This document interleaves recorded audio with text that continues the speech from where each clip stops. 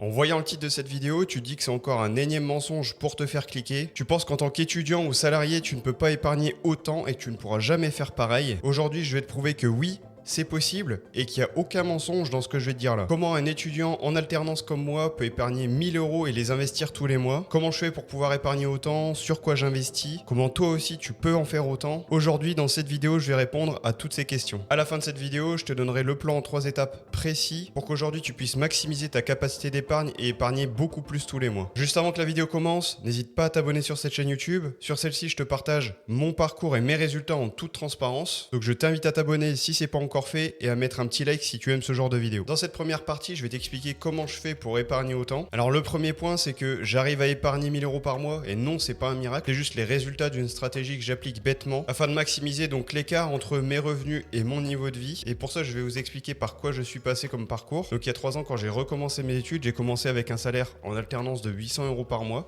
À ce moment-là, donc ça couvrait à peine mes charges, donc le loyer, le transport, l'alimentation. J'étais déjà dans l'appartement où je suis actuellement. Donc à ce moment-là, pour moi, c'était impossible, c'était zéro épargne. Mais heureusement, j'avais fait des petits boulots avant qui m'avaient permis de mettre un petit peu d'argent de côté. Donc l'année dernière, j'ai changé de contrat d'alternance. Je suis passé donc en licence. Cette fois-ci, j'étais à 1100 euros par mois, ce qui m'a dégagé donc une épargne de 300 euros par mois, parce que mon niveau de vie est resté le même. Je suis resté dans le même appartement. Je fais mes courses de la même façon. Mon moyen de transport est resté le même. Donc à ce moment-là, on avait donc un décalage entre mes revenus et tout simplement ce que je dépensais. Et donc à partir de fin 2024, début 2025, j'ai changé encore de contrat alternance. Cette fois-ci, je suis passé en master. Étant donné que je suis en alternance, donc mon salaire brut et mon salaire net. Donc c'est-à-dire que si l'entreprise me verse 1700 euros brut, mon salaire net va être très proche de ça. Donc cette année-là, donc je suis passé entre 1700 et 2000 euros par mois environ, ça dépend des mois. Donc ce qui me permet désormais d'épargner plus de 1000 euros par mois. Bon, à savoir aussi que je suis toujours resté dans le même appartement, j'ai gardé le même train de vie.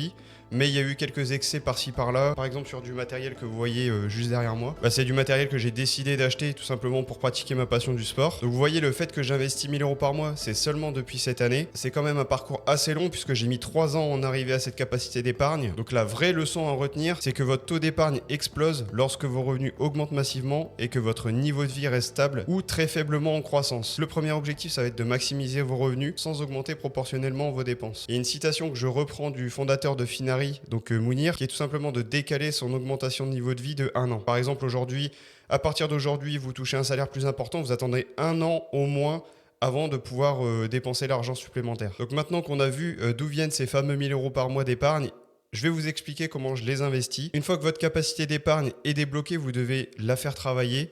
L'objectif est l'accumulation de patrimoine à long terme pour générer de la liberté future grâce aux intérêts composés. Donc pour moi, pour mettre en pratique cette partie-là, ce que je fais, c'est que j'investis dans différentes enveloppes. Premièrement, donc mon PEA et mon compte titre. La majeure partie de mes investissements est placée en ETF S&P 500. D'ailleurs, dans les prochaines vidéos, je vous expliquerai quel ETF je choisis en plus pour me diversifier, car je suis très exposé au S&P 500. C'est pratiquement la moitié de mon patrimoine. Ensuite, on a la partie crypto. Donc je suis pas mal exposé au Bitcoin, environ 12 ou 13%. Je vous mettrai le graphique à l'écran. Donc je me suis pas mal renseigné sur le Bitcoin. C'est quelque chose qui m'intéresse et qui pour moi a un bel avenir devant lui. Donc c'est pour ça que je décide d'allouer une petite partie de mon patrimoine là-dessus. Et le reste, c'est stocké sur un livret d'épargne, donc un LEP, avec un pourcentage un peu plus élevé que le livret A. Le principe derrière, c'est tout simplement d'avoir mon matelas de sécurité et pourquoi pas un apport pour un achat immobilier futur. Donc ce qu'il faut retenir de cette partie, c'est tout simplement de passer à l'action, pas simplement mettre votre argent de côté, mais de l'investir et de le mettre au travail, que ce soit sur des actifs que vous comprenez, des domaines que vous appréciez. Ce qu'il faut privilégier, c'est la simplicité et la régularité. Donc moi, tous les mois, j'investis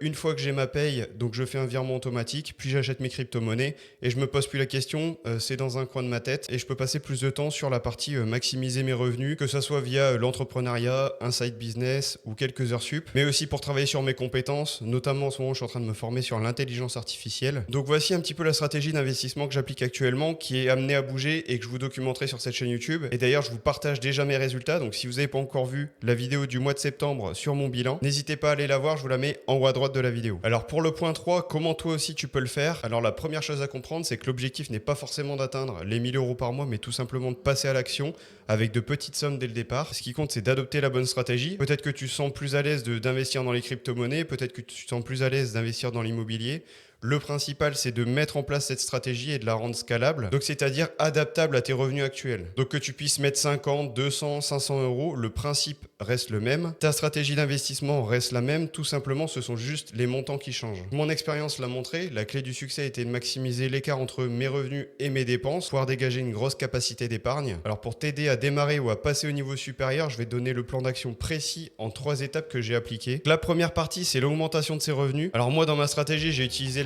l'alternance comme tremplin, mais vous pouvez le faire aussi vous en tant que salarié et ne vous contentez pas du minimum. Cherchez activement des contrats avec une rémunération supérieure si vos qualifications le permettent. Si vos qualifications ne le permettent pas, vous pouvez très bien vous former sur un domaine, avancer un petit peu sur vos compétences et pouvoir postuler à des postes plus intéressants. Le premier point, c'est augmenter ses revenus à partir de son emploi, c'est tout à fait possible. Le deuxième point, donc sur votre temps libre, vous pouvez développer des revenus secondaires, donc via un side business. Pourquoi pas une activité de freelancing, de tutorat? Parce que le fait aujourd'hui de pouvoir mettre 100 ou 200 ou 300 euros de plus par mois dans vos investissements, ça change vraiment la donne. Ça peut vraiment vous permettre d'atteindre vos objectifs beaucoup plus vite. Puis c'est aussi libérateur, peut-être que le side business que vous allez commencer aujourd'hui, au début, il va vous rapporter 20 euros par mois, puis 100 euros, puis 500, puis 600, etc. jusqu'à temps de peut-être pouvoir remplacer votre boulot à plein temps et voir gagner encore mieux votre vie. Le deuxième point, c'est maîtriser ses dépenses. Comme je le dis, je le répète dans chacune de mes vidéos, c'est mettre en place un suivi précis de vos dépenses. Donc un tableur où vous identifiez où va chaque euro précisément. Là où vous aurez le plus d'impact, c'est vous concentrer sur la réduction des grosses dépenses, donc au niveau du loyer, du transport, de votre alimentation. Soit vous pouvez dès aujourd'hui réduire certains de ces budgets, pourquoi pas changer de logement dans lequel vous êtes,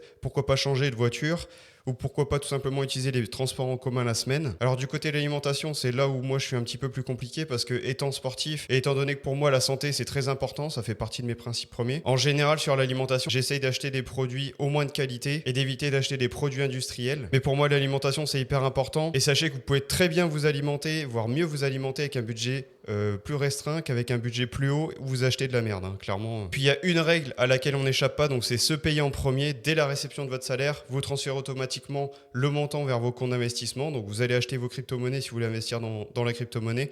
Vous allez directement investir dans votre compte titre ou votre PEA et vous passez l'ordre immédiatement. Et le dernier point, donc c'est investir de manière passive. Donc il y a un outil que nous les Français on aime bien du côté de la bourse, c'est le PEA. Et il y a un type d'actif sur lequel on peut miser et en étant assez diversifié, il y a des tas d'indices qui le font. Donc c'est des ETF, c'est des paniers d'actions que vous pouvez acheter avec de petites parts, que ce soit 5, 10, 15, 20 euros. Ces paniers d'actions, ils ont comme avantage d'avoir des frais vraiment minimes et fiscalement aussi c'est beaucoup plus avantageux sur le long terme, notamment sur la partie des dividendes. Donc une fois que vous avez choisi vos ETF, le PEA sur lequel vous voulez investir, les crypto-monnaies sur lesquelles vous voulez investir, le plus important ce n'est pas la somme que vous investissez mais la régularité et c'est la constance qui vous garantit de profiter pleinement des intérêts composés. Je vous l'ai déjà expliqué d'ailleurs si vous ne l'avez pas encore vu, mon guide complet sur l'investissement, pourquoi il est important d'être régulier pour pouvoir profiter des intérêts composés. Et donc pour finir aujourd'hui, je sais que c'est pas magique, c'est un plan en 3 étapes claires et actionnables et il y a une question que j'aimerais vous poser aujourd'hui. Quelle étape allez-vous valider? Donc que ce soit l'analyse de vos dépenses, l'augmentation de vos revenus ou la mise en place de vos investissements, n'hésitez pas à me dire en commentaire où est-ce que vous en êtes arrivé. J'espère que cette vidéo t'aura plu, n'hésite pas à mettre un pouce bleu si tu as appris des choses à travers ce que je t'ai présenté aujourd'hui. Et sur ce, on se dit à la prochaine, à très bientôt.